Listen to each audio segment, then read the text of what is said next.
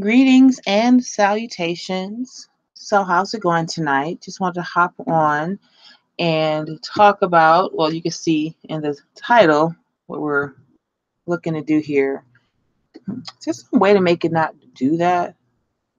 Actually, we should just be over in the other window. Maybe then it won't keep doing that. But when I have to see the comments, it's annoying. All right, let's let this little ad get up a little bit. 2, 1, skip ad. What's good?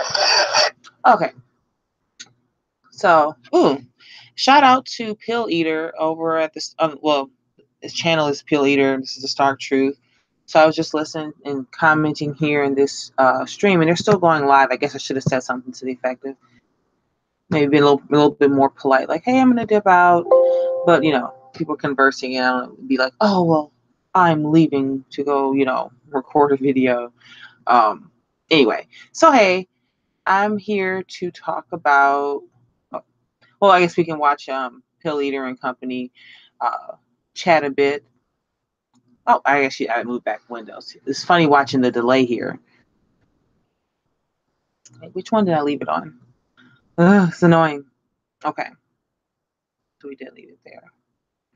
All right, so the subject of the evening is the cray cray ass interview. I was at work today watching this, and we're like really, really, really, really, really busy. And I don't have time to be like goofing around the internet. But I did because I just had to I was thinking about opening my Twitter feed, but anyway. So it's funny. I was trying. Cynthia G actually live streamed about this tonight, but it's weird because I don't see it anywhere. And I don't know. I guess I made a little brief note in the comment section, like, oh, with a few bits of commentary about Cynthia G and what she was saying. Like, it's just so funny watching her. Like, it's like, I don't even know if it's grasping for straws at this point. I think it's mostly just, some, Black women, they're still holding on hope. Well, it's not even holding on to hope. It's like, this is what I've been trying to express in a few videos before where I've talked about her and a lot of the Black women of her ilk. They're just kind of walking in this circle. It was the Miss Archduchess video that I made previously where I was basically stating, these women are just like Cynthia, Chrissy, and them. They all see it. They see everything just as clear as the chicks like us do, the divested chicks.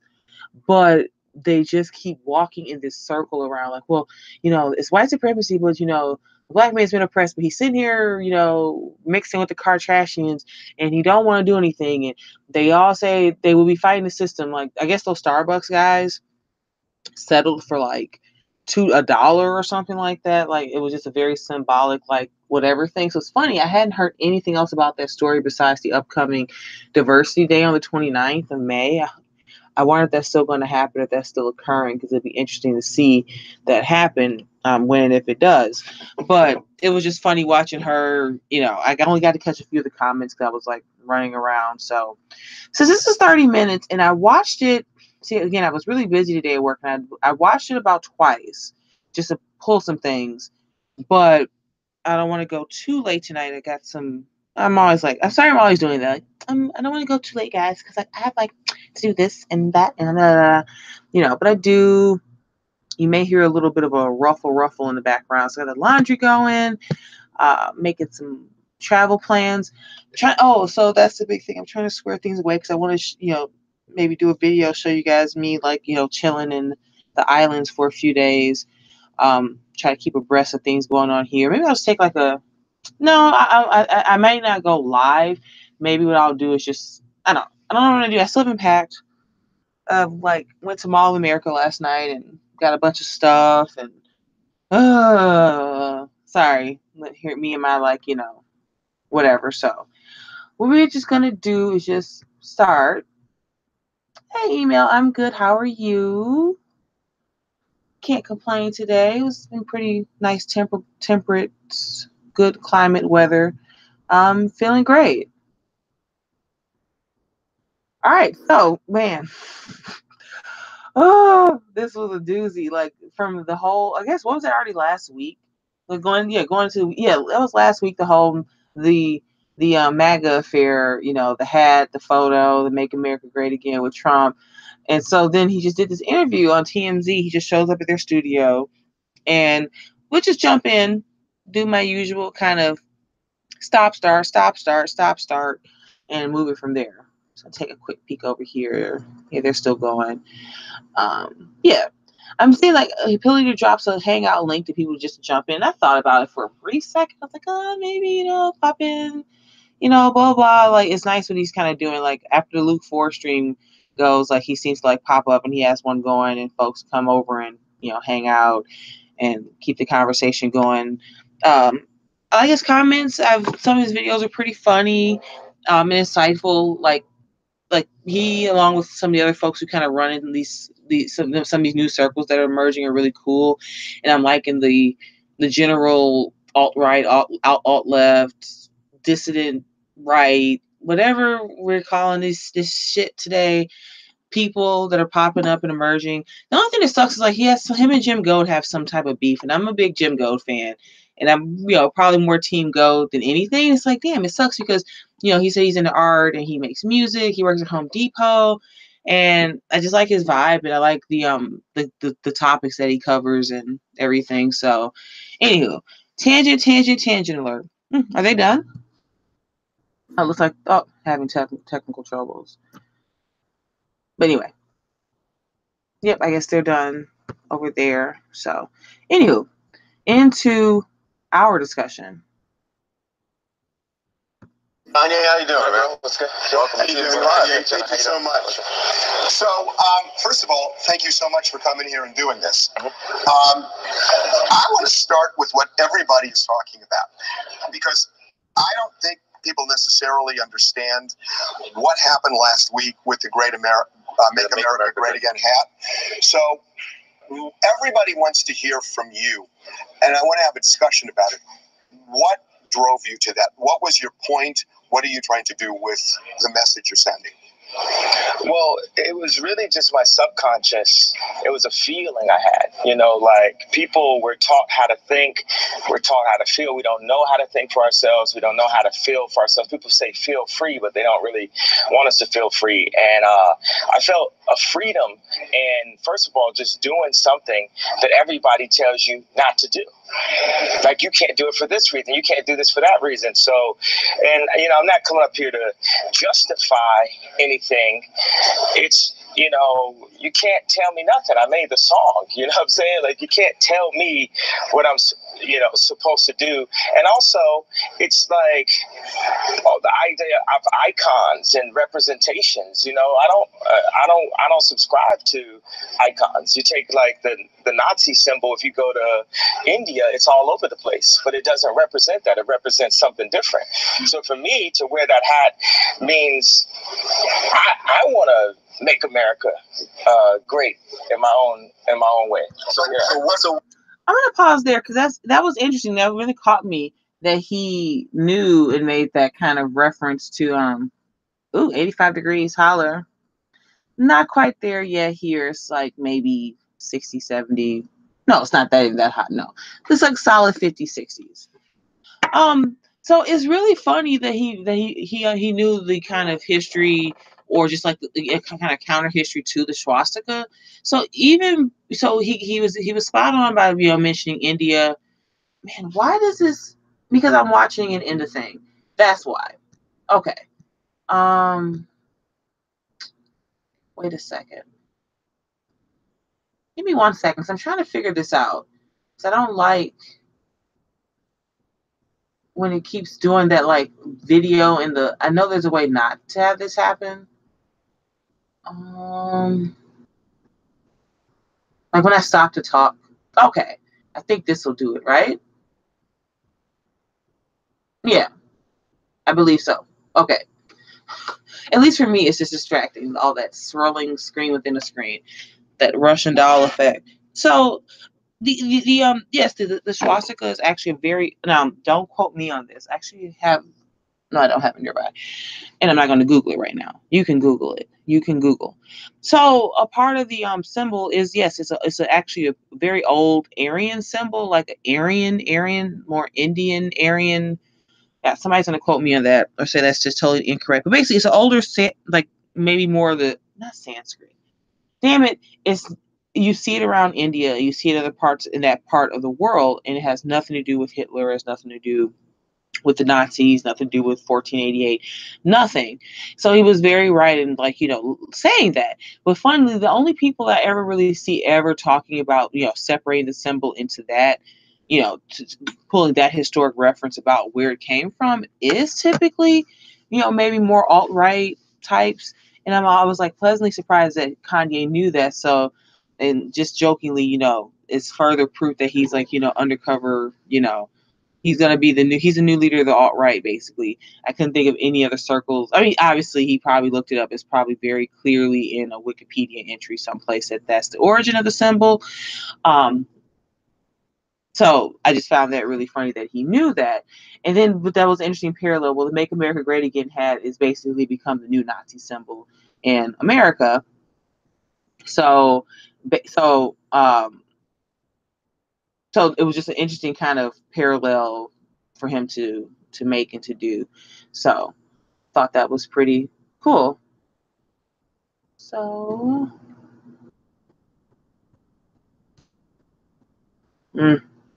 I don't think I'm gonna keep going back. Basically, it was invented by the Nazis to kill Jews. Yep, a symbol drawn on a piece of paper like was animated to kill the Jews. Yeah. Oh God, I should have said that because somebody can just lift that and it'll just be like, that'd be a really bad soundbite if somebody stole that from me. But anyway. Were you wearing the hat specifically to show support for? Okay, I forgot they did show this because I really just as I started talking, I did not feel like going to pull this from someplace. But like, it's so funny. Like I'm not gonna look, and I bet somebody already maybe beat me to it. But like, look at him and his friends and his MAGA hat. Like, of course, everywhere they were calling him, Mr. Sunken Place Swirler. Kanye's trap. He's a mind of victim control. But look at him and his two friends and his Make America Great Again hat. All right. So it's just funny. Anyway.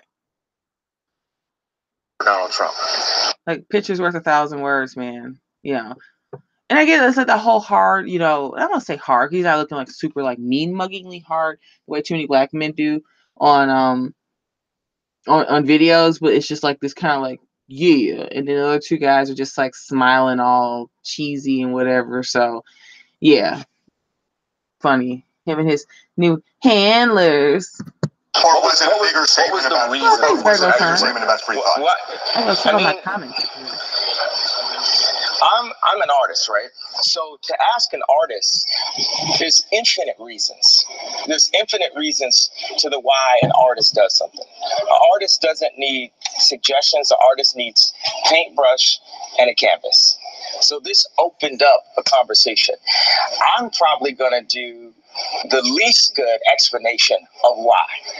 I'm just connected with the universe, period. I'm just, and that's going to come off whack. Don't try to wacko jacko me for saying that, because that's what the media is trying to do.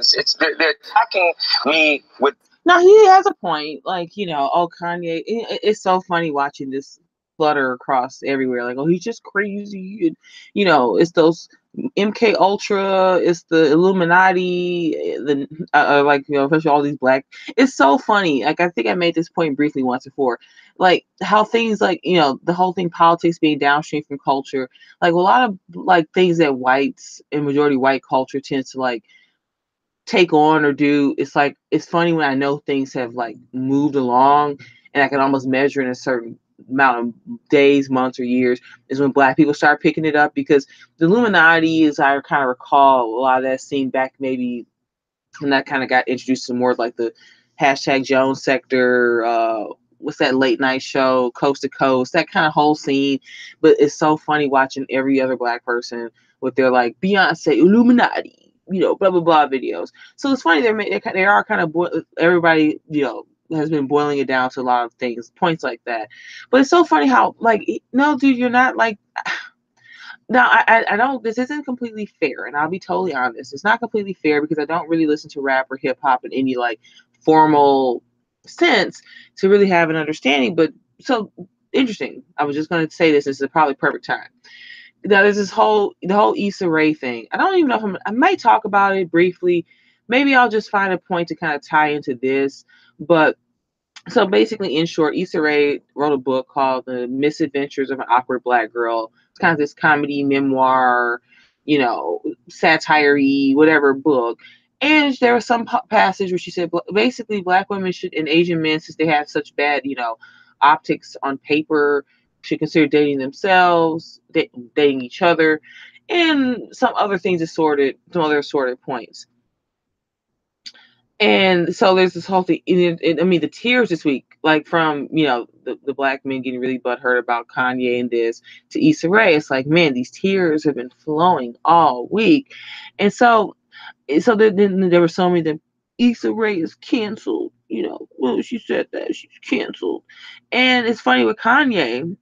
Considering everything, now I guess these are two things I would say. Or one, Kanye has been canceled for me for quite a while after his, it's like funny. The only big song of his I can think of is Gold Digger.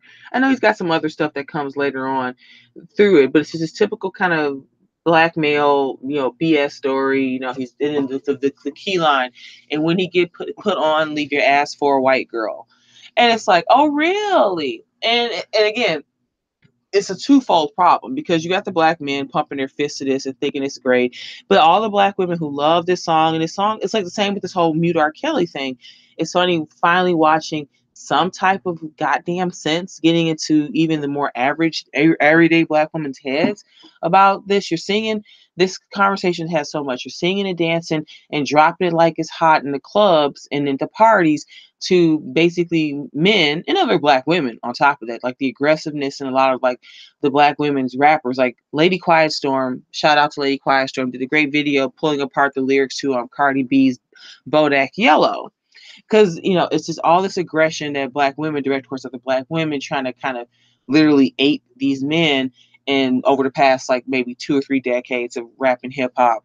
So it's not mutually exclusive to black men, not at all. And I'm not gonna sit here trying to just make it seem that it's not. But anyway, but that's the thing too. It does go in both directions. That's a tangent I'll leave behind. So basically, he's been canceled on my list since that goddamn lyric, and just how celebrated that became like some funny joke. It reinforces so many other points that I discussed here. Maybe that would be a song, or I mean, I could just pick a couple songs and pick some lyrics that I can go back into those issues. But basically, Kanye West, Mr. Kanye, ... when he get put on, leave your ass for a white girl ... So that's Kanye's been canceled since that. And I kept thinking this. I mean, I'm a Trump supporter. I'm Team MAGA. Red Hat Twitter. Frog Twitter, alt-right Twitter, all through the election, all that jazz. So it's so funny because if I was still just kind of more of a normie conservative, like the 80 gajillion of them, like, I mean, it's not even that many people, but they're all over on Twitter like, this is so great, Kanye is trying to reach out. Candace Owen herself, she actually shows up in this video, like they're buddies now. I was thinking, it's like she kind of sounds like a watered down, it's like normie black Cuckservatism. They're all about the black family, Democrat plantation, and it's been this hustle amongst too many black people in mainstream normie conservatism now for years, and it's so pathetic. And it's always just these over rehearsed points, and they're just so monomaniacally focused on like these 3 or 4 things. And it's like they're not, if you remove the race question and those little like kitchen sink issues, black issues that they bring to the table on the right, whether it's just the Republican Party in general or some type of niche conservatism as a whole, it's just the same 3 or 4 or 5 talking points about the black race. I mean, you'd be pressed to ask any of them, have they ever read Russell? Are they familiar with Russell Kirk? What do they think about the like post World War II America, the kind of the Trotskyites kind of coming over here on the heels of World War II and become the foundation of the neoconservative side of things? What do they think about the John Birch Society?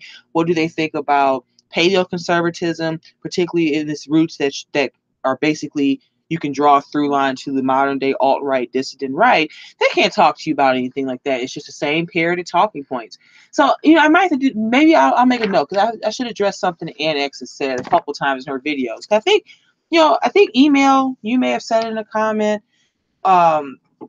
I'm pretty sure it was you. It could have been someone else, but I'm almost certain it was you, that, she kind of comes off more militant, a little more Black Panther. And I think you or another Black woman showed up over here one night. We were like just talking back. It was basically the three of us in this chat. So she was like kind of like very meh towards, Diamond and Silk, and who else? Someone else she mentioned specifically. Oh, but she keeps coming back around to Ben Carson. The funny thing about Ben Carson is, now I'm not trying to use this as some strict metric that I particularly care about, but just for the sake of arguing a point, like if 1 through 10 is a full spectrum, I don't particularly care to take this position all the way out to number 10, but I'll hold on to it for points 1 through 3. Ben Carson's married to a Black woman. She's a normal looking Black woman. She's not like a super light brown. I think she looks a little lighter complexion than him. Maybe there's an air of like the Matthew to what's Beyonce's mother's name? Cynthia, Claudia, Tanya. God damn, it's gonna come to me, but I'm not gonna particularly care. But Beyonce's parents, that kind of look. But Ben Carson, I have no problem with him. Nothing's really come up about him saying anything slick or sideways about Black women. He just seems like, I don't even think he's some Republican or Democrat or anything. He's just maybe more like this is like the kind of Blackness that people keep saying they want us, quote unquote, to go back to as a race, but this is not possible at all. But I don't have a problem with Ben Carson. I haven't really heard him say or do anything so adverse. And I think with Black women, especially right now in these spheres, I mean, Diamond and Silk particularly, even Candace Owen. I'm going to say that because I've been on a little mini tangent. I want to move through a few other points. So I'm just writing a note to myself about this. So, because Candace does show up in the video, I'm gonna have to skip over because she's there, but Kanye and this whole thing is so dominates everything that she doesn't really get to say much. But anyway, let me just pop back over here. Hey, Dennis, how are you? It's so weird. I know it seems weird, like writing and talking to people at the same time, but like, Rob, hey, what's going on? Oh my god, you made some really cool points. On the stream, I was like, it was where I was leaving my friend's house, and I was driving when I popped in to listen to you on Luke Ford with Rodney and Brundle Friday night, and then I was like in and out, and then I got back, and it only lasted another few minutes. But it's something you said. Hope it'll come to me later. Maybe if you could catch, if you caught it before if you were still here or whatever. But you made some really salient points. I got into like a little bit of a back and forth with Metaphysicles Lux. That's a whole nother conversation. It's funny. I've already kind of talked about that in other videos, but the conversation was, I think the title of the stream tonight was fatherhood. And this is part of why, this is a segment of why I'm doing what I do here with this channel and the plans I have moving forward with this, because especially when people bring, this is going to take me off on some other direction. I'm going to keep this very brief. There's a lot of things that are said in the back and forth I had in Luke Forest stream tonight with someone. Is basically one of my big frustrations with this kind of alt dissident right that's mostly white male comprised. I see this thing happening where you look at the post-World War II America, you look at the divorce rates, you look at the rise of like the more third wave, very feminism, and there's just too much that I see a lot of white men that see looking at. And then they look across the aisle, and then of course they're being fed this by Black men. It's so funny. I had this thought one day. Aaron Clary has videos where Black men write into him about their mothers and how they can't stand their mothering, and they hate that their moms were unmarried or their mom was divorced, or maybe like one guy specifically his mother was a widow. Basically, all these frustrations, and it's so funny because one, it's hard in live stream chat to really articulate this, but I wanted to say I would suggest him like. Well, it's like, well, young black boys need to father in the home. And I was like, see, here it is. It's all this caping. Like, I feel like a lot of white men in these circles have absorbed a lot of, I don't want to call it misinformation. That's not the word, but I think it's the only word I can really pull now. In that they just are kind of regurgitating what Black men tell them. And then since, as I've stated before, when we talk about Black issues in the Black community, it's basically code word for Black men and Black boys. Black women and girls are just, we're just here. We just come out the womb as fat, nappy-headed BT 1000 baby mamas. we don't struggle with things. We're not women. I mean, God, no. And that's never, ever a question or an issue. But, the whole fathers in the homes. And I was trying to tell them, well, like my grandmother was a single baby mama in the unmarried baby mama in the 1950s, to my mother and my aunt. Her father had actually, this is my little family geographical history. um that's why we end up in Milwaukee, Wisconsin. And well, I wasn't born yet, in the early 60s, was because my my grandfather had moved up here, took up with some woman. I think he must have maybe gotten a job at like a factory before my grandmother's older brother came up here after World War II and started working there. So a lot of this whole, well, there were more married families. Well, then you're kind of giving me the correlation, causation, or like when it's almost like this is a perfect point, which I could have thrown at him, but I just thought of this now. It's just the inverse of when a black person comes up and says, well, more white people are welfare than blacks. But how much of the population is white American versus black American? And then what is the proportion of that race that makes up the amount of people on the welfare rolls? That never so this is the last point on this, and I want to get back to Kanye video. It's specifically what happens. It's like I almost want to ask a lot of these people. So when the same black person comes up to you and tells you they want reparations or everything is white supremacy, you'll be the first to push back against that, rightfully so. But when they just come up and tell you no fathers in the home, WIC welfare and weaves in 1965 at exactly 12 a.m. midnight 1965, everything changed. It's like, oh, okay. It's like I can't understand how a group of whites who are mostly race realists, IQ realists, human biodiversity realists, they argue and go so in depth, but then it just takes a few black people and this repeated thought that has no basis in anything, that's just hearsay, just automatically gets absorbed. If that same black person comes up to tell you about my white supremacy all day, you definitely won't stand for that. But anyway, I'm gonna look at a few of your comments here, and then I'm gonna go back to Kanye. It is. It's like a cat's cradle within a cat's cradle within Pandora's box of a yeah. I struggle because I have to. Yeah, it's a struggle. How do all the word parts that black women for most part want to step up and try to rise all of this and cover for it? Yes, Brooklyn Blue, the cleanup woman. I wish it was still on here, but I understand why she left YouTube and kind of went back underground. And you can find her in like some more private circles, and I have. But specifically, that's exactly the problem. And this is where, even for me, it's problematic, because I think since so many black women are just goofy, they don't understand that, like, no, it's not just goofy. They just don't. Yeah, they just think other people just can't comprehend. Yeah, and it's a shame and embarrassment. And I'm just again borrowing again from kind of Kendall. Black women, when you have to answer a question or face something that is very painful for every woman, the Jewish woman, the white woman, the various ethnic, women of Europe, the various type of ethnicities of Asians, they all can look at their son and the world that he's built, and have something to be proud of. They give birth to sons who produce, provide, and protect for them. And then particularly, we are just focusing on white Europeans specifically, have built the Western world over 2,000 years.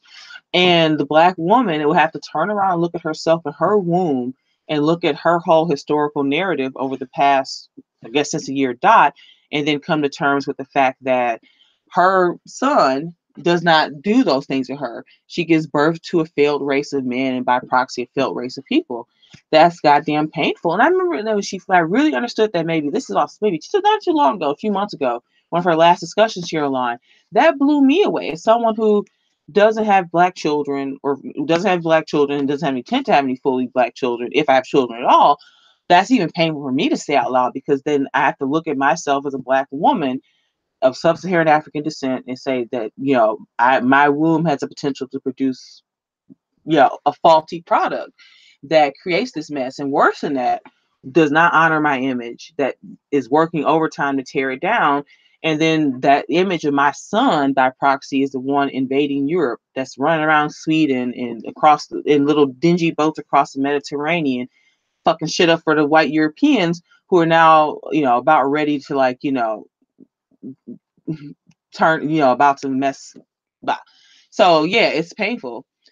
It is literally crazy. Like, sometimes I don't even know, like, it's like I go through all these moments of like embracing and understanding this, but I have moments where I just have to stop because it's just all so, it's surreal. And I think the biggest problem for a lot of Black women is like, even those of us like myself who seem like I'm like getting this and communicating information, is still all so hard. And I think the only thing that kind of cushioned me a bit was because I was already a race realist. Like, I was always someone that was into, those that school of thought. I had about a 5-year period to like embrace and get through that. So when I came into this more Black woman specific knowledge and examinations in these circles, it's still mind blowing and it's still painful and it's still strange.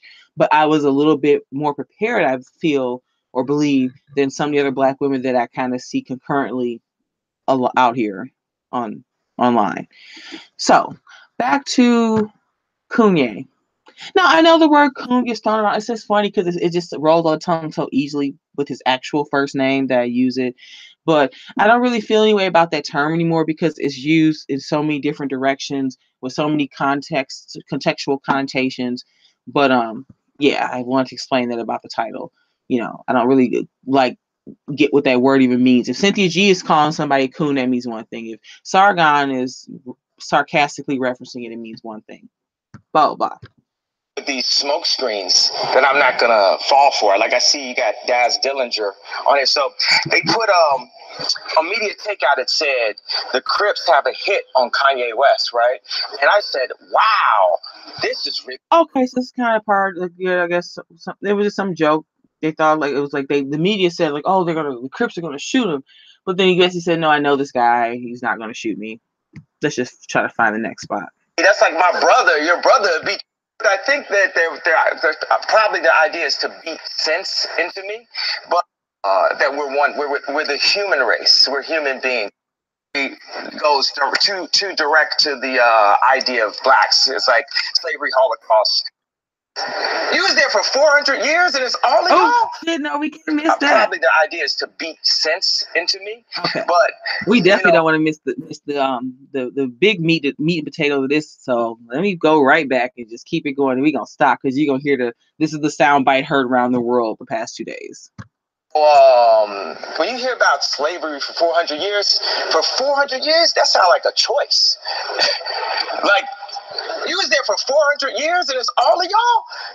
Like, it's like we're mentally in prison. I like the word prison because slavery goes too direct to the idea of blacks. It's like slavery, Holocaust Jews, slavery is blacks. So prison is something that unites us as one race, blacks and whites being one race. That we're the human race. We're human beings and stuff. And eventually, Can I go back to something you just said? Yeah, like look at them like So, I mean, the link is below. This is probably going to continue to be. It's either going to all fade tomorrow, or it'll be kind of habitual news story for some time. So I'll definitely end up returning to this for one reason or another. Probably, I have a sensation that that'll happen. But dude, bruh, did you just hear what he said? I think, and again, obviously, context is everything. And I know the way everybody's like floating it around. The slavery is a choice. I actually retweeted some GIF like today. It was like. Anyway, it was just goofy. So this whole thing just lit up over like Black Twitter and a little bit of everywhere too. But it's like, damn, Kanye. I tweeted my friend, I'm like, girl, he done went off the deep end now. So it's so funny because all the jokes last week about, oh, he's really there was some article somebody actually wrote. It was called, "Is Kanye alt-right?" And it's so funny, like either this is some elaborate plan or it's just like pure evolution, or like, the merging of like a lot of like, we're all these brains online absorbing information and talking to each other in these little bites. Like, it's so funny because it's one, the Democrat plantation narrative and getting blacks off the Democrat plantation, and we don't all have to be Democrats. All that stuff that him and kind of his new buddy Candace Owen. It's weird when he says that though. It has the potential to unmake that issue because even when I first heard him say it, the first thing I thought was, oh no, them normie conservative Republican Rush Limbaugh types, like they believe slavery was so horrible and this, that, and the third, and the blacks but it's like slavery sucked. They have the same. So this is where the alt-right and dissident right kind of have this origin point that they locate that I agree with, is that both liberals, quote unquote, conservatives have the same kind of origin stories about America's founding. The founding fathers it's not the same story, but a lot of the main premises, underlying premises of the founding, there's a lot of points that are the same. Slavery was so horrible, blacks was oppressed, but then by the time you spin down the wheel to like 1960 plus, one party is saying they has a history of and has a plan to do X for black people or with them or concurrently, and the other party has Y to do with and for them. But if you say something like, well, slavery is a choice. Now, granted, I'm kind of lifting it out of the full context, which you just heard. And obviously, there's a bigger context to what he's suggesting. But let's just take that as a premise. That kind of has the potential to like unmake both of those sides of the argument, left and the right. The right, a part of like the kind of what we call conservatism of, Martin Luther King was a great American, and Abraham Lincoln, he freed the blacks, and he was a Republican. They says, because then for them being so beaten in and beaten down, and willingly so, playing the B team, at least for the past 50 years in this whole political, dodgeball back and forth, they need you not to think that slavery was a choice and that it was this horrible thing, small violence too, primarily because if your party and your side of the argument is all rich old white men, blonde hair, blue eyed Aryan Kangs, then you'd even utter something suggestive of that without the full context. Again, that means, oh my God, we can't say that. That means that they're going to start thinking that we really are the evil, racist, white, slave holding, neo-Nazi, et cetera, so forth. So saying that is kind of like a, ugh. Now on the left, I'll save that little dissertation because later on, and again, I'm going to keep moving through. I didn't get to really timestamp it out today, just because I was pretty busy. So I just wanted to listen to it and absorb it. So I'm going to do a little skippy-a-roo. How that statement and his sentiments in this video pose a bigger threat to the left, and also to a very specific black male narrative that's going on. Once you get a little further, I'll be able to actually flesh this out properly. And there's a few little tidbits along the way. I'm going to place a pinch more of this, and I might just scooch this up a bit because, again, you can watch the whole thing. There's just some really shining moments. I mean, all of it is juice. I mean, the first time I watched it through full, I was like giggling at my desk, like trying to write emails and check applications, and it was a mess. I was like, it's like from Issa Rae to that this week. I'm like, I'm here for this week, baby. This week is like between these two stories, this was all the juice. So. Because I don't want to let it pass. You said that slavery was around for 400 years. At a point, it becomes a choice. Yeah, right now we're choosing to be enslaved. We're like, okay, so bro. So he's drawing. I know what he's trying to say, but this is almost when I called out awareness for Chris in his video previously.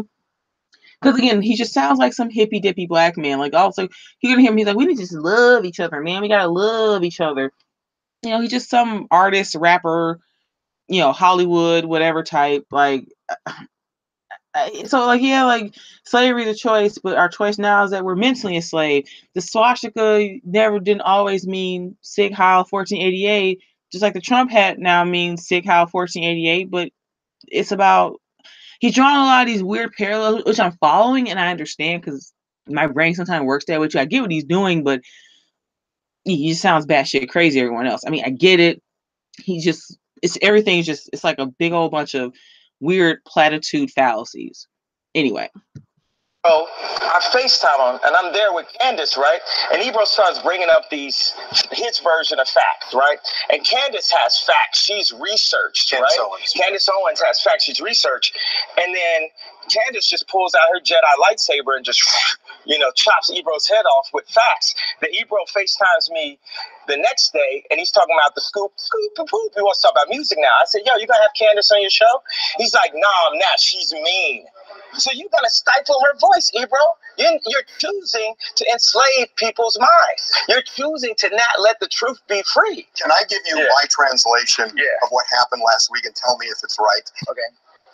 The way I see it, you don't necessarily embrace the views of Donald Trump as much as you want to show people that they shouldn't be intimidated from showing their true feelings, expressing themselves freely, and that the hat is a lightning rod for this kind of free thought that is lost in our society because people get bullied and shouted down and they're intimidated to the point where they have to shut up. Is that fair? It's the mob. The mob tries to tell you what to think. The mob tries to make all blacks be Democrats for food stamps and stuff. It's the mob.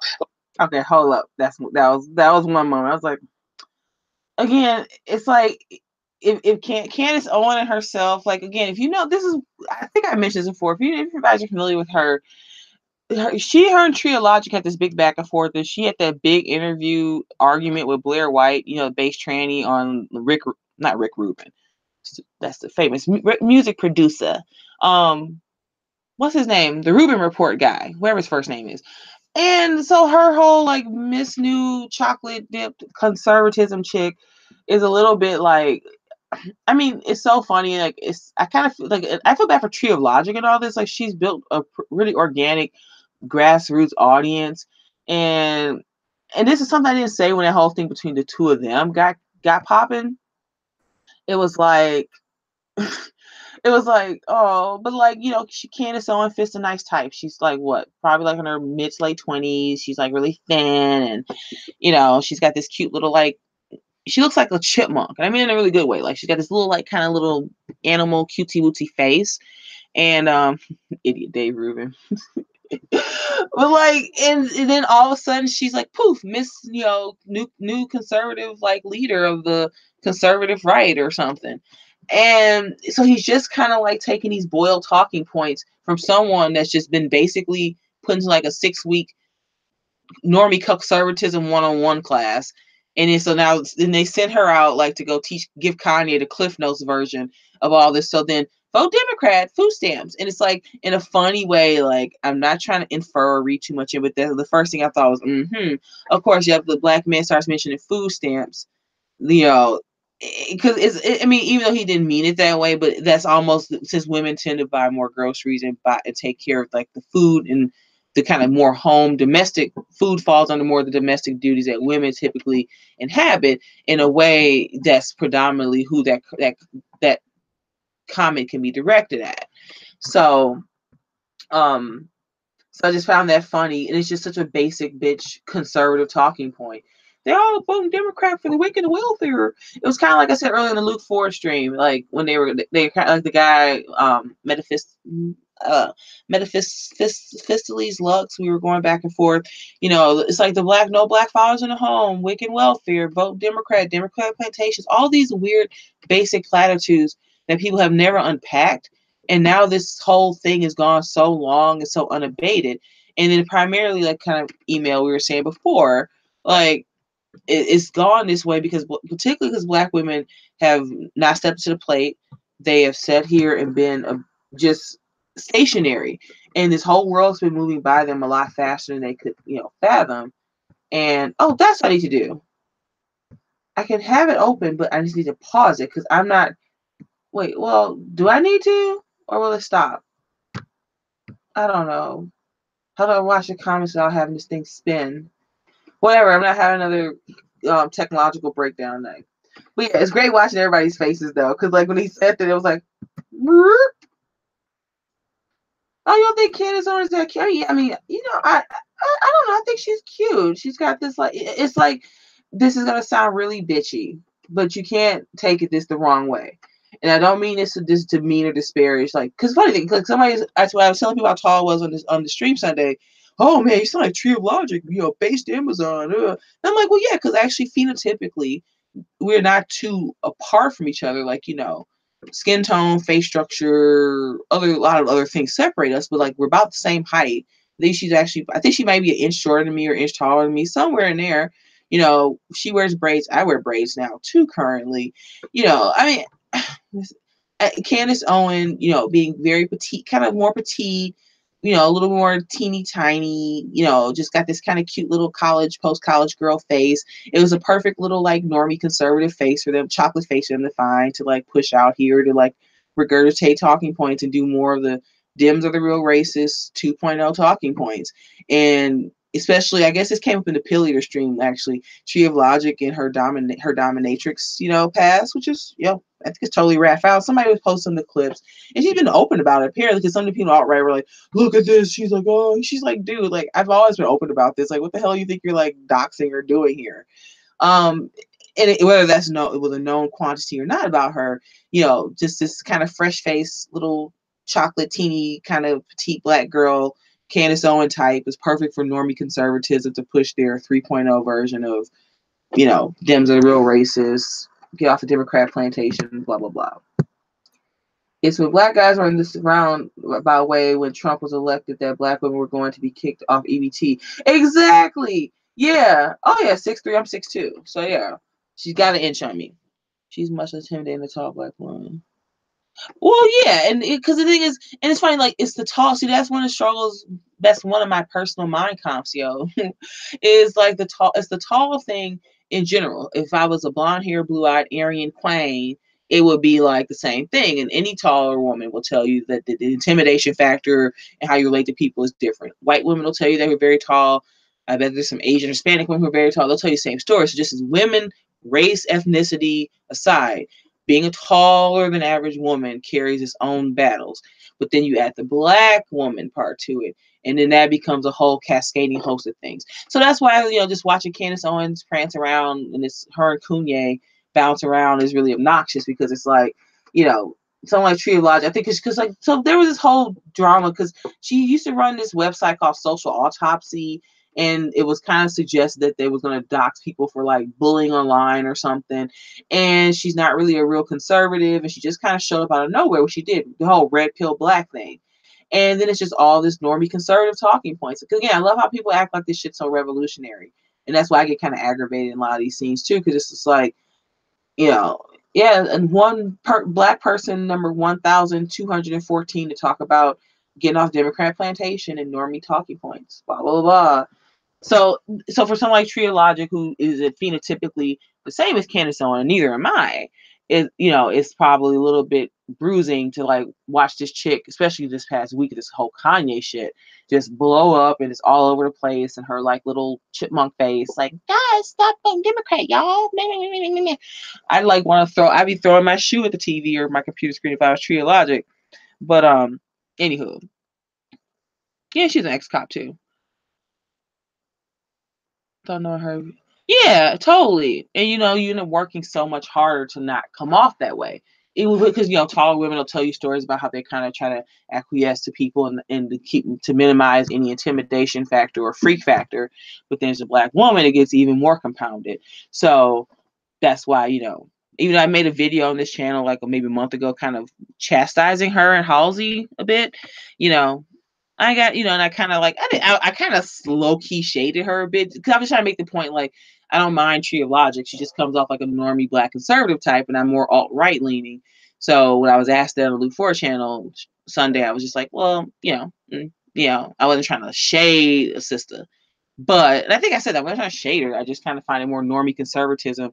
Like, I think I even mentioned to Candace on, like, I'm just not interested in that. I find it all very basic bitch compared to where I'm at as far as race, IQ, the Jewish question, the gender question. That's find a lot of normie black conservatism obnoxious, and I don't have any time for it. Kanye. Like, and by the way, you're just talking to the emotion. When you get Candace, ask her, she's going to drop you the facts.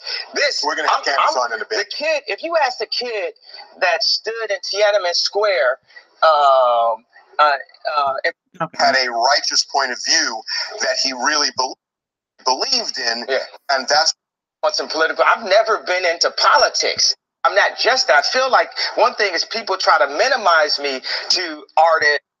It's not that. It's 100 sides to every story. So if you talk about Trump, there's a laundry list of things that I don't have in front of me that. Okay, it goes and it goes. I have to admit, the interaction between him and the one other black guy who works here, Van, whatever his name is, that's kind of the heart of the matter. If I had to come back to this for some reason, I totally will. This is just them going back and forth. There's some interesting, juicy bits here, but for the sake of time, I'm just not in the mood, because then he really starts popping off, and it's kind of interesting. I have to skip through a little bit of that too. Oh, because then it starts getting really loud. Let's just jump here. because he starts to like freak out. Look at Harvey Levin's face, like, oy vey. Yeah, it's funny because Harvey did that thing with Trump right before the election, like that show he did. It was like some weird thing they were doing. They were showing on Fox News, like found objects, like famous people talk about things in their life, like a photo album or like a picture of a lamp that they like or something. So he's not like some anti-Trump whatever guy too, and he's kind of been able to kind of get away with being very more partial to Trump, considering being on TMZ and what have you. But yeah. Before I was in the hospital, I was on opioids. I was addicted to opioids. I had plastic surgery because I was trying to look good for y'all. I got liposuction because I didn't want y'all to call me fat like y'all called Rob at the wedding and made him fly home before me and Kim got married. I didn't want y'all to call me fat, so I got liposuction, right? And they gave me opioids. Bruh, really? Nigga, you telling too much. Dude, go sit down somewhere. I got liposuction. Oy vey, Kanye, oy vey. Right? And I started taking 2 of them and then driving to work on the opioids, right? Then my boy, See her face? She was like, really? Is this shit really happening? Really? Mm-hmm. Girl, it's happening. Asked my boy, to hand me if it's, we on tour, give me some weed, blah, blah, blah. So he had to go give me the opioids. And there was talks amongst my camp, like, Ye's okay, Ye's on pills, something. You know what? Look, I have to just kind of see if I can find it on site. Yep, okay. But we have to hear what leads to him to say that, because that's the key part. Now, make my big point. Of myself, of my vision. So I took some pills so I wouldn't go to the hospital and prove everyone right.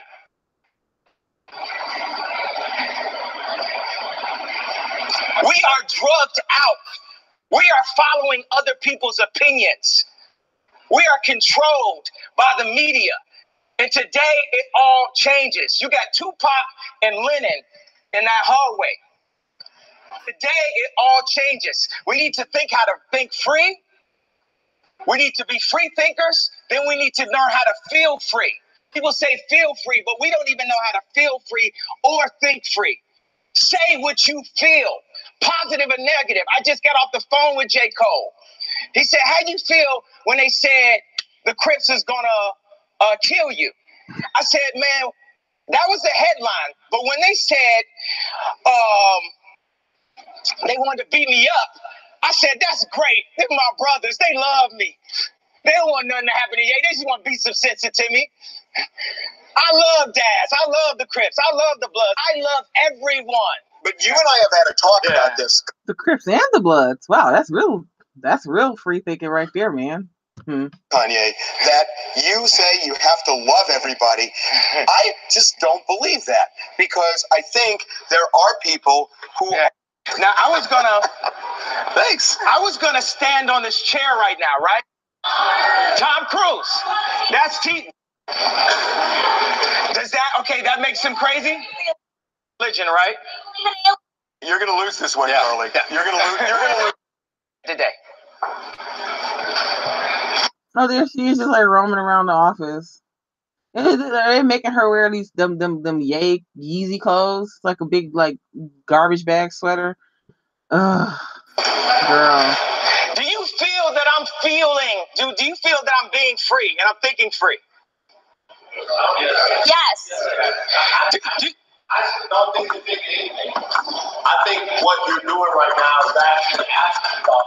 And the reason why I feel like that is because, Kanye, you're entitled to your opinion. You're entitled to believe whatever you want. But there is fact and real world, real life consequence behind everything that you just said. And while you are making music and being an artist and living the life that you've earned by being a genius, the rest of us in society have to deal with these threats to our lives. We have to deal with the marginalization that has come from the 400 years of slavery that you said for our people was a choice. Every day we have to walk into that truth while you choose to say things that, to be honest with you, dog, are nonsensical. You want to think freely? That's fine. I'll combat your free thought with my free thought, because mine is grounded in a reality that I've been given and a reality that I'm going to change, but I'm not going to do it by pretending that the enemies are on the same team as me. And frankly, I'm disappointed, I'm appalled, and brother, I am unbelievably hurt by the fact that you have morphed into something, to me, that's not real. That's the way Okay, I think it must be coming later on this bit. So just as a lead in, so it's interesting. Now you get some, like the funny thing I just thought of here, and I thought this earlier. Now Kanye has been now such a marked example of a brother doing what he said in his song, getting put on, leaving your ass for a white girl. Before it was, Amber Rose, who's like some type of exotical with her like big, fix a flat booty thing going on. And he dated some more like sisters before that. I don't want to go through his dating history because there was some one that was a little bit more black, normal black before Amber Rose. And because I'm not going to go pull this, but he was on Charlemagne or something years ago. And said something because remember Kim Kardashian, obviously made her entry into the fame world. She was Paris Hilton's little buddy pal. Then she banged Ray J on camera. Then she was with the other black dude, the Bush guy, football dude. Then she was with Chris Humphries, who she married for a minute. And then there was like a little bit of a break period before Kanye. Because he said something to the effect, basically, I had to wait for Kim. Like, it just struck me. So the same men, it's the same race of men who call you they'll still call Sierra a hoe and Russell Wilson a simp, after she had a baby with some rapper type, who already had a few baby mothers. She course corrected, was, allegedly they were both celibate during their courtship, got married to have a child together in wedlock. And she's still all kind of bitches, hoes, and thoughts. But Mr. Genius Kanye had to wait after Kim Kardashian had been ran through by a bunch of niggas and the other light bright, maybe some mystery meat Chris Humphries. This is what these black men have sat here and celebrated in a collective sense. So Kanye has been this kind of image for them. He got this money, he got this rap career, he's surrounded in this Kardashian family with all these fat booty Armenian hoes. And you can run around anywhere without some, it's almost like him and Kim Kardashian are like, they're probably like the couple that the past like 5 years or so has occupied. Like if every black male, not every, but a good chunk of them were like little like third grade girls. I used to do those little memory boards back in the day. You take some old cutouts, Lisa Frank photos, and you have a picture like you and a sunset and like a briefcase, and like their little dream board would probably have pictures of Kim and Kanye. That was the image and this thing that they love to elevate him for. So yeah, his music and genius, whatever, has been a part of this, but he's become the black man to like emulate or to like want to be like. Had this money, had this career, be with some obviously you could go talk to some alt-writers and the Armenians aren't white. I'm not gonna get into that discussion, but so he's been like the thing for them to emulate. So as much as I can't stand Kanye, I'm really loving this dynamic where a good chunk of these brothers, whatever, are having to look up and go, "Whoa, this man, yes, man, you sit here and elevate and idolize along with his wife and her trashy, stupid ass." I can do a whole video of the Kardashians. We can say that lady, all them half of them baby mamas. The one sister that's white, with the white man, still has 3 out of wedlock children with like it compared just like the other ones do. The other one that just had the baby, like everything that the Kardashians do, let a black bitch like me do that, and I'll be like called every kind of hoe, bitch, BT 1000, hood rat. So it's so funny watching like this man that's been elevated because he was able to trade up and out of the race for the most part and wife up, basically some video celeb porn whore that basically if a black girl sneezes the wrong direction and has a skirt 1 inch above her ankle, she's some hoe, but they'll elevate. It just basically has been a great living case study example to look at. So all of this dude's anger, not saying he's felt this way, but it's kind of like this kind of collective voice for a lot of these black men who maybe this week have been very upset with Kanye, because it was fun when you're just watching him with his big booty, Kardashian wife. Oh man, I'm gonna get me some bad, exotical light skinned Latina Armenian bitch Then all of a sudden the Trump hat goes on and all this stuff from this week. Oh man, brother, I can't leave you doing this. So it's funny watching them have to watch one of their by proxy idols like Kanye, like have to like, do what he's been doing lately. And it's just it's like a weird kind of mind fuck that's been really fun to watch. So let me take a break there. See what you talking about.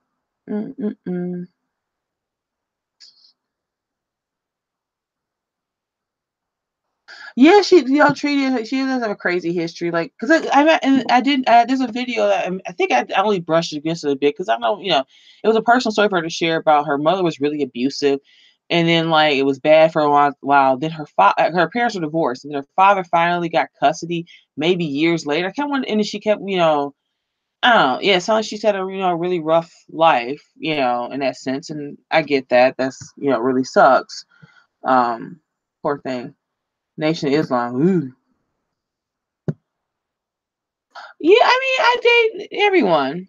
I think I've said this before. Like, I'd feel like, I don't want someone not to pick me because I'm super tall. So, like, if someone's like shorter, that's like totally cool and legit. Like, I mean, equal opportunity when it comes to height. That's not, I won't be discriminating in that category. No discrimination here. I feel. Stand on all the coffee tables you want to stand on. Say whatever you want to say, but don't throw a stone and hide your hand like the rest of us are just going to swallow it. Yay, be yay. I'm off it forever. Do you. But remember, the life that I live is as a real person. An actual person. Now the thing is, he said something. He said, grounded in reality. This reality has been forced upon us. It is a choice. Just like when I said slavery is a choice. The reality, we can make our own reality. We can talk about history, but not too long. We need to talk about our now, because we can fix and start loving each other now. I say we have no enemies. We don't have enemies. Black people have a tendency to focus. Ooh, right before he gets to the other juice. He did say earlier, somewhere in the city, like,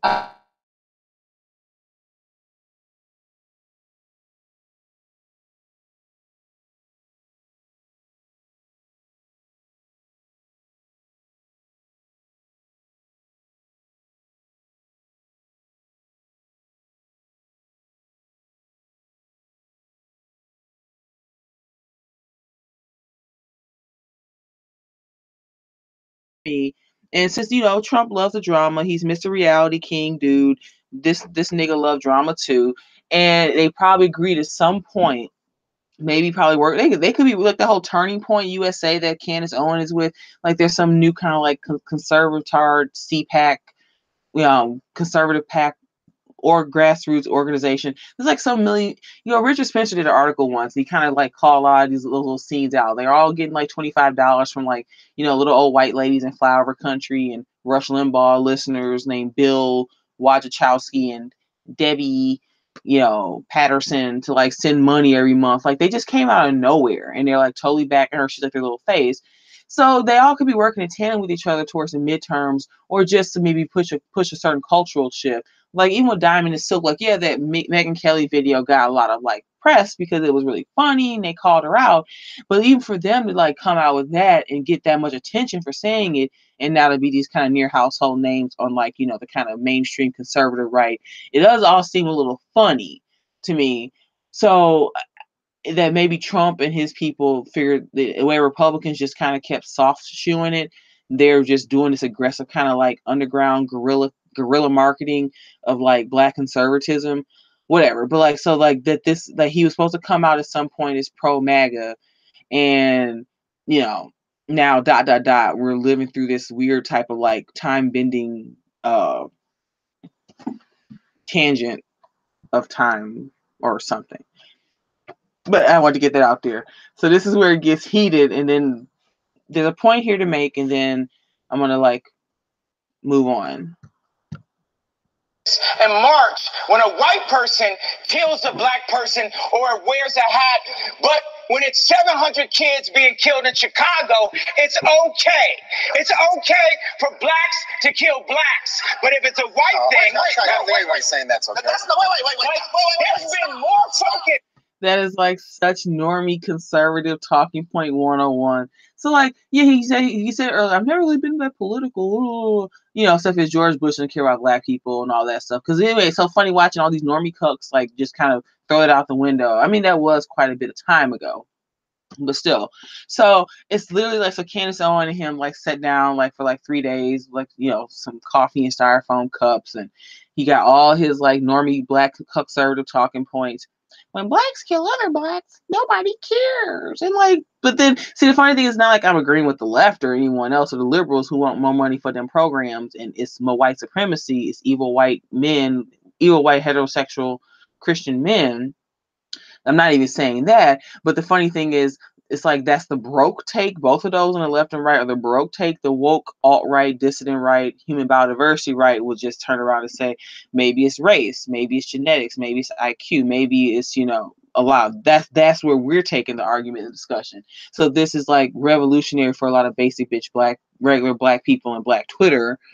But that Kanye is like wearing a MAGA hat, but we're like beyond that. We're, again, as Richard Spencer and some of his work has really kind of fleshed this out, we're beyond conservatism and normie bullshit talking points like that. It's race, it's genetics, it's a lot of nurture, it's nature, and it's also nurture in terms of a lot of the specific modern day post-World War II Western societies that we live in, and the effects of a lot of those just events on top of genetics, IQ, ethnic differences, etc. But yeah, he said that. I was like, oh my God. So he's been sitting in a room with like Turning Point USA, getting programmed with all of his like normie black conservative talking points. Ooh, it's a bass black rapper guy with the Armenian fix-a-flat plastic surgery booty wife, fucking based. It's like we're living in a Murdoch like spinoff video.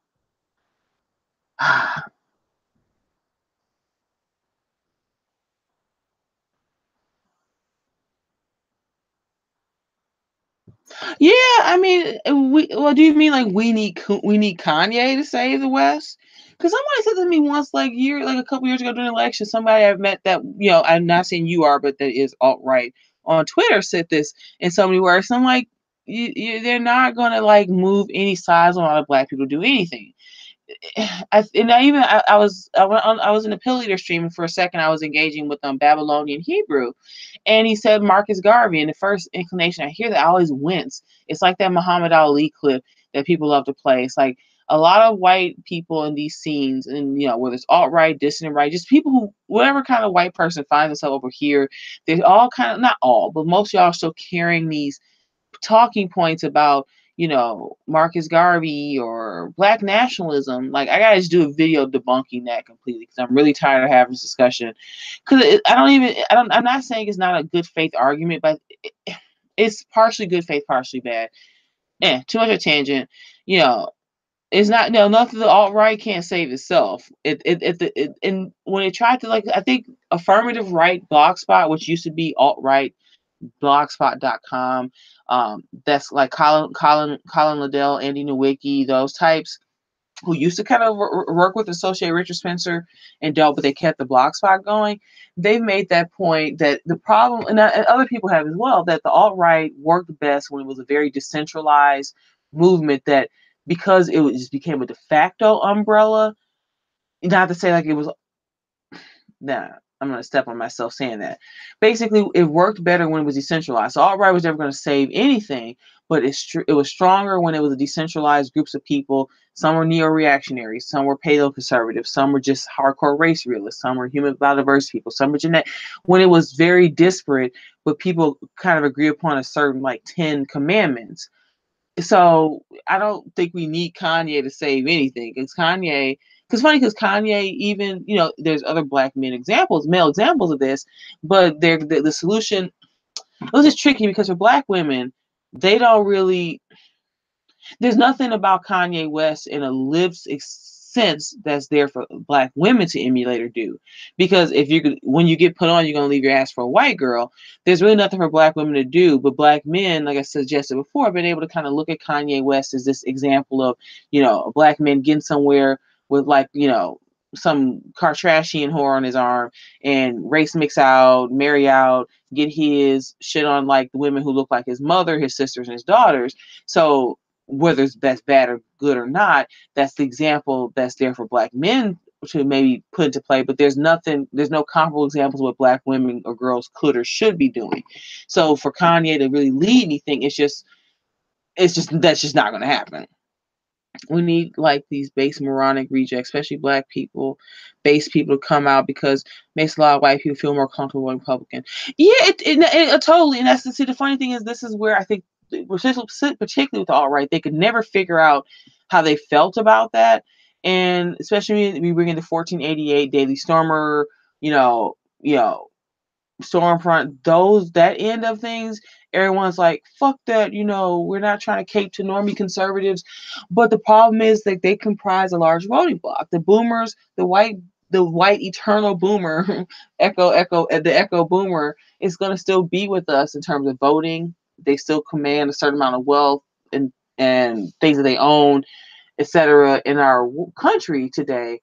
So it's almost like, why fight against, I had this really random idea, and I'm just going to throw it out here if somebody could steal this from me, that some of these white guys that seem to feel disaffected, disenfranchised, and they're starting to really realize that the boomers, and maybe more accurately, their silent generation parents, set a lot of these things in motion, either directly or indirectly by their inaction.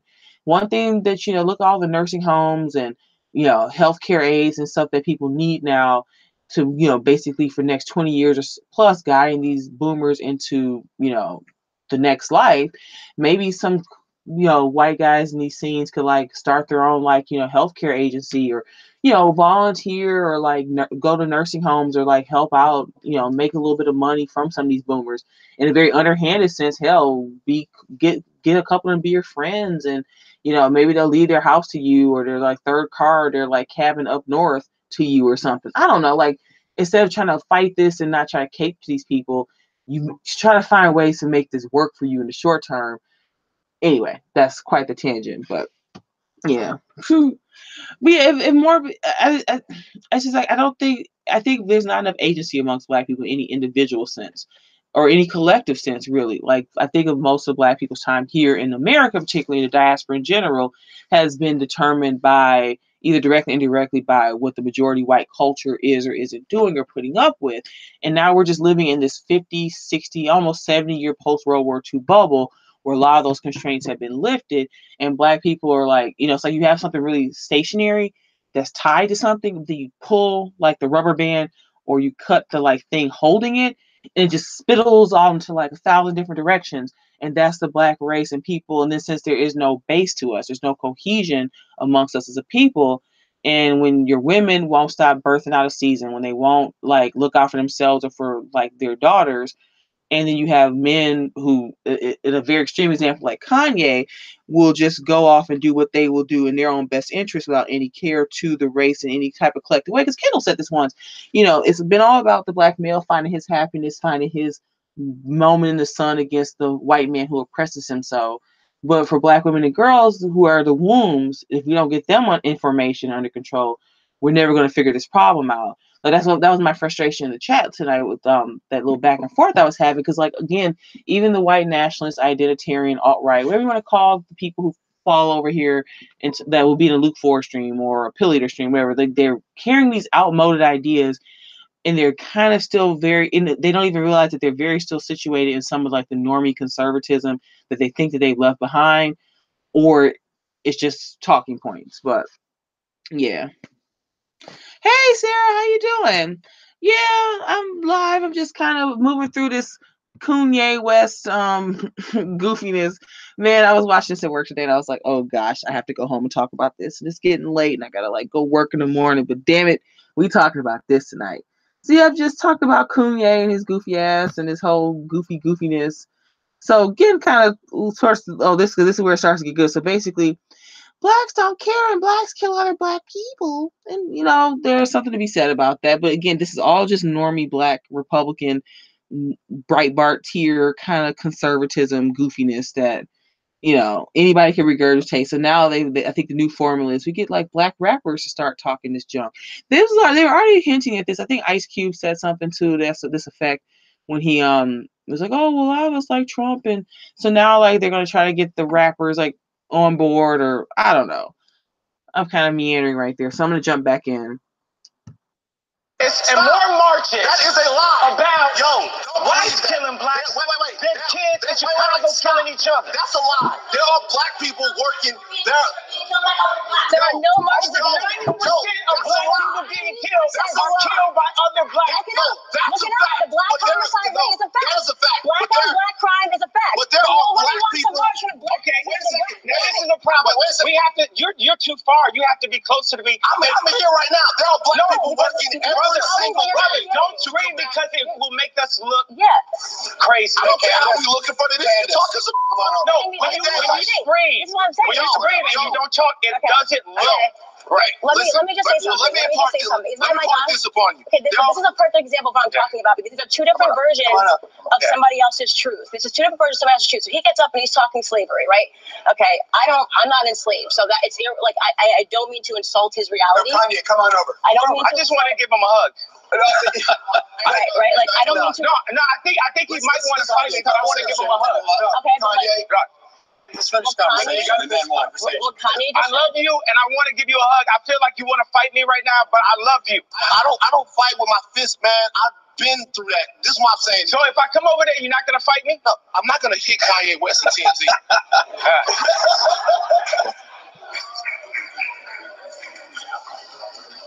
Bro, you got to be responsible, man. Bro, I'm sorry I hurt you. You got to be responsible. No, I'm sorry I hurt you, bro. Your voice is too big. I'm sorry I hurt you, bro. I love you, bro. I'm sorry I hurt you with my words, bro. I love you, bro. Bro, I gotta be responsible. I didn't mean to say things that hurt you. I didn't mean to wear the hat out the blue and shock so many people and not give them a way out of the pain. I understand that gave them pain, that made them see pain. But guess what? When I went into the hospital. We're now in the hospital. TMZ is the hospital to fix the world. Obama. Bro? Yeah. That's not. What?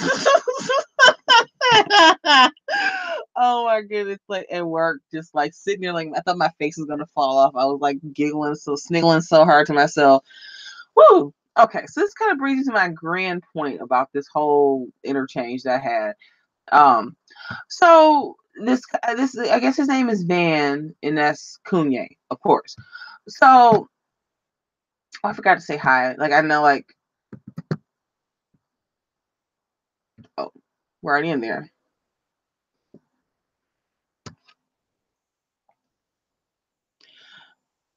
I know I said hi before, but like I like to like type it too. Hi Sarah. Yes, I'm live. It's weird. You can hear me talking, but I still like feel the need to type too. So I'm gonna try to I'm gonna try to flesh it out the best way. Represent Black people, Black scholars, not African clowns. Yeah, because you know what? Because this is what Black people have collectively told, and so this is even when like the He-Man Black woman haters types go on about like I was a doctor and I was a nerd in school. Nobody wanted me. The Black girls didn't want me. Blah blah blah blah. And the funny thing is like every time they get those little crybaby stories, I want to be like, well, dude, like I was like the nerdy girl who liked books in Dawson's Creek, and people, black boys and girls, want to like kick my ass. Like, you know, this is what the collective too much of Black people tend to like put pride in, or like, you know, being able to dance and being smooth and having matching clothes and down to your like shoelaces. These are the things that we celebrate more than the doctors and lawyers. It's also just a racial, I mean, there's not all these like STEM Black Neil deGrasse Tysons and Ben Carsons walking around in a statistical proportional sense. So it's even harder to say like, how are we not so represented by doctors and scientists, because numerically speaking, it's not a large enough of a population of people within this racial group of either, I mean, on the continent of Africa, sub-Saharan Africans, or even some people of sub-Saharan African descent across the diaspora. But anywho, So the key thing that hit me when I was watching the exchange between two of them, because again, I already kind of set up by saying, Kanye, we kind of came to be the image of like something to aspire to for, it's a damn shame. Oh, don't forget basketball, preaching, cutting each other's fades in the shop, you know, all those, so there's all the factory jobs left. I met him. There's this black guy I used to know. He used to come to this bar that I worked at, and he owns like a little like male barber shop thing, and it was a nice little business to have. I think I went there to get a line once, and you know, it was a decent thing. But that's so funny. I think that's when they get so. That's why they get so in their ass about black women and hair weaves in the Korean shops. The shop I used to go to back in Milwaukee was like owned by these Eastern Europeans. And the funny thing is, like, because men, it's like this that they don't understand that they're not women, and that men, or just not, and that's not to be even emasculating in any type of derogatory way towards black men. I'm literally just saying in the sense that they don't understand, and they have this comprehension problem where men spend less than women across all metrics, race aside, on like certain types of upkeep. Like most men just need a haircut and to shave and buy some razors. A lot of women need like it to be deep conditioned. They need to get it like trimmed every 2 weeks. They need to like they may want to do highlights or lowlights. They want to wear it up or they want to wear it down. Clothing, men really just need a slew of the basics for the most part. Especially think about women buy shirts, men buy shirts, but women also buy bras for the most part. Like almost every woman in the world, not every woman, but the majority of us in the Western world all wear bras. So besides shirts and pants, like men wear shirts and pants, women also need bras. So there's extra things that just make women different than men. But with the hair question with black men in particular, I think when they get so butthurt, because they'll be doing hair and cutting each other's face, but a lot of men can cut their own hair. But women, for the most part, race aside, there are things that we more often than not can't do with our hair that we need to like consult some outside source, either to provide a labor service like braiding it, coloring it, etc. So they get so, I think that's half of the hair discussion that is worth talking about one day, and I'll try to make note of.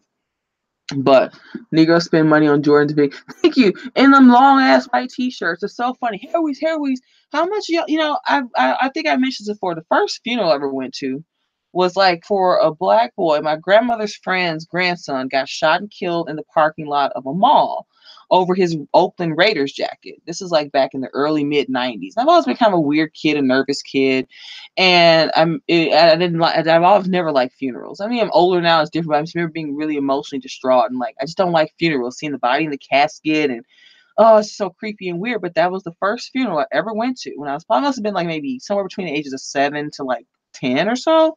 Yep, got killed in the parking lot, shot by some other nigga over his Oakland Raider jacket.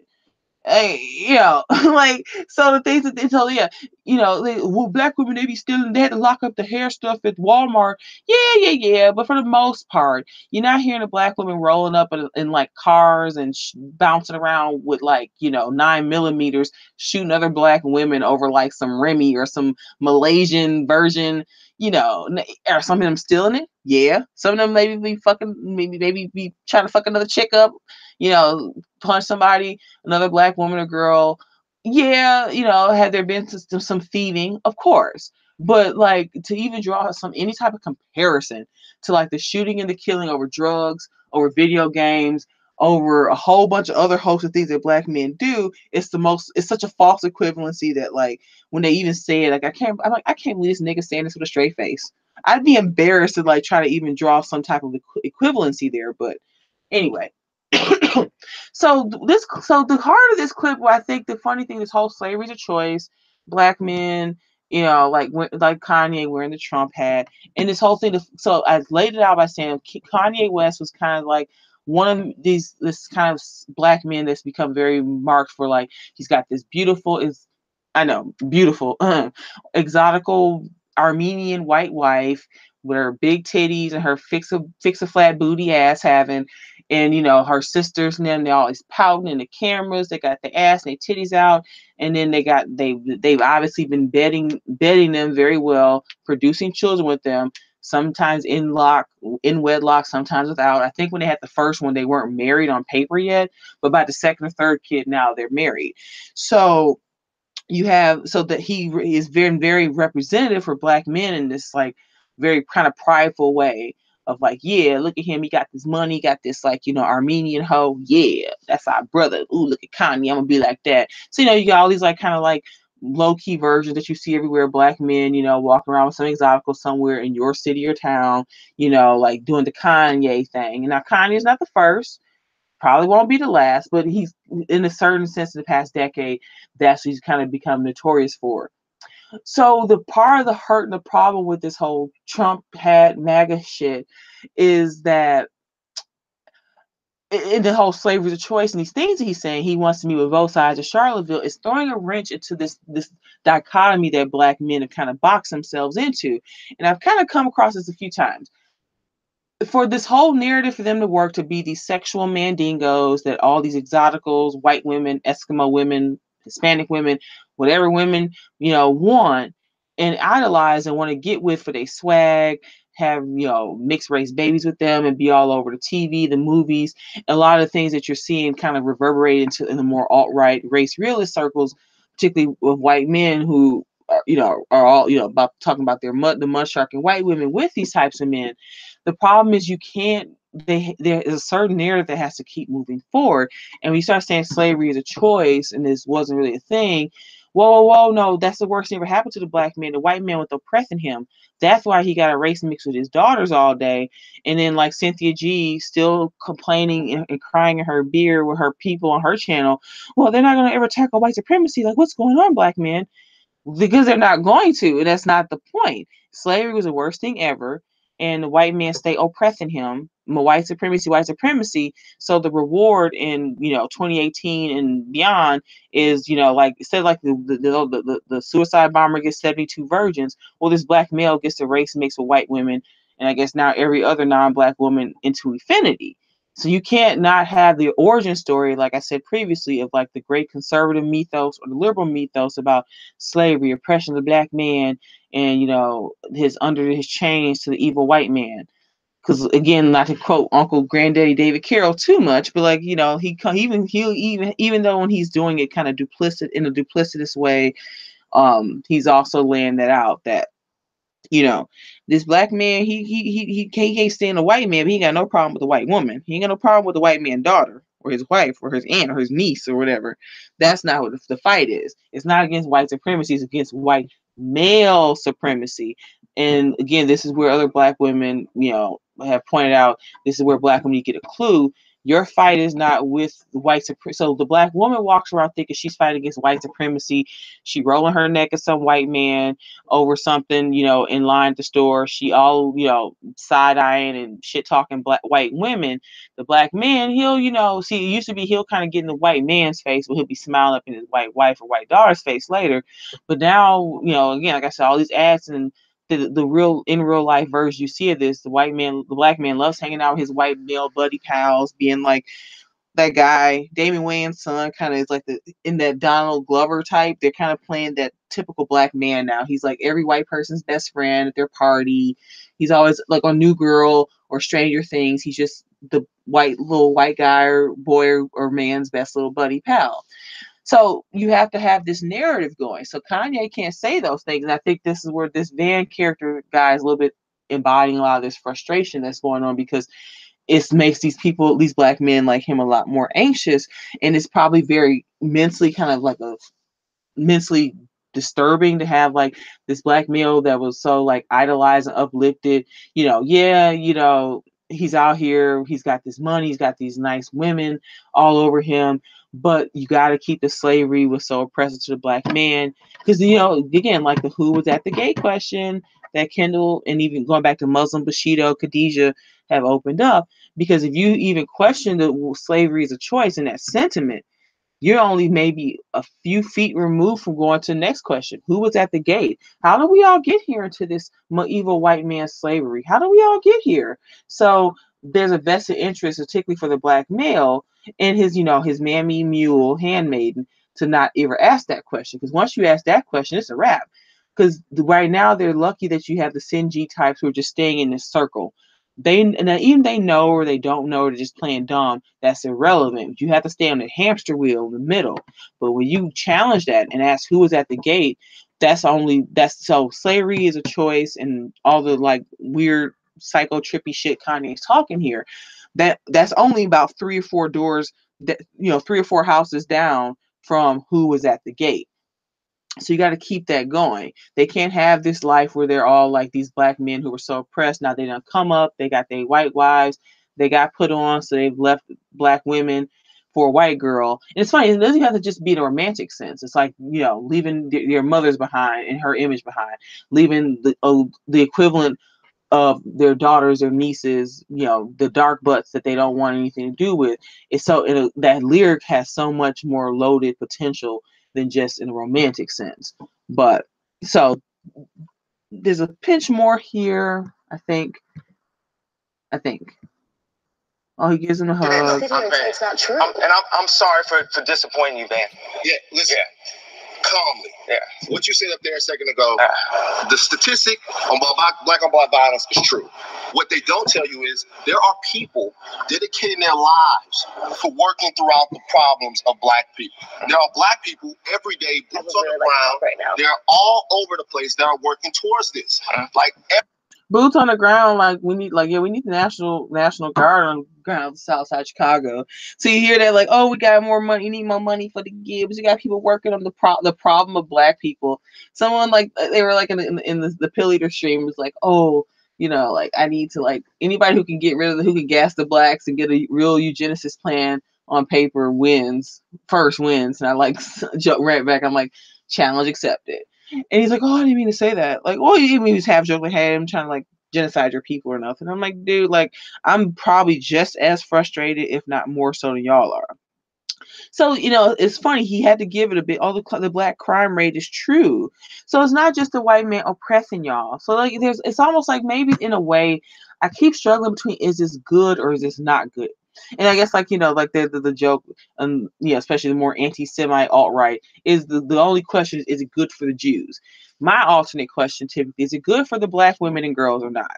And again, there's enough black women that I don't really care if the hell is good for them or not. Is this good for the black girls and their future? If this is what it takes to maybe bend the edges and push things a little bit more to the forefront, it's like when you start just chipping away at something, it doesn't really change enough, but it just changes the shape of things. I guess I'm fine with that. I don't have a choice in this matter. I don't think that, Kanye Cuckservatism is like really anything that I'm ever going to like be whole. See, the thing is, I don't even care. I'm already so far I'm so far right away from this that it doesn't really affect me.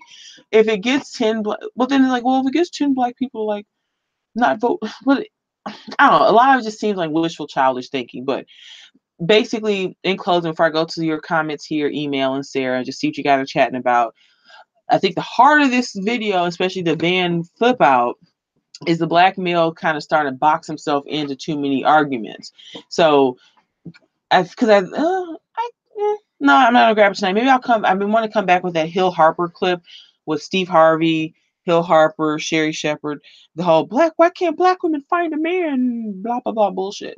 And so he was like, well, they're boxing themselves into two arguments because Hill Harper, on one hand, is saying, well, the brothers couldn't find no jobs because all the factory jobs left and the white man wouldn't hire him. Then on the other side, so that's one half of it. And then the other half is, well, black women, they just got too many degrees. And it's like they've been telling two stories at the same time. If you've spent a long time telling black women, you're just so depressed and can't do nothing because the job's left and the white man won't hire you.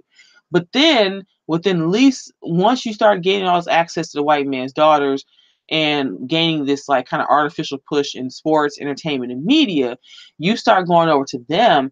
And what we see today is then telling them shit about us. We raised you horribly. We were stewards of children.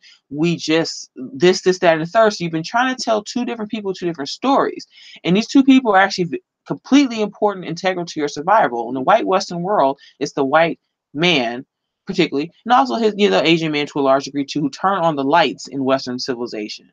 Then you have the Black woman, which is the womb from which you come from.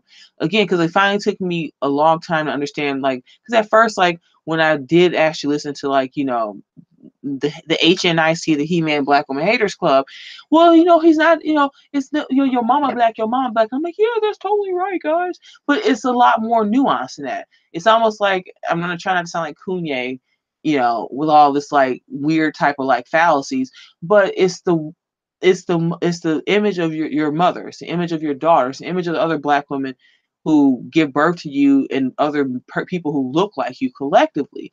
That's why the criticism stings, and that's what we're trying to say.